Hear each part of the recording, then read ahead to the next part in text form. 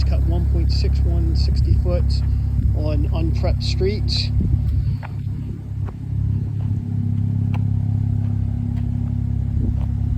It's got a Speedtech 3-inch exhaust with 100 cell cats.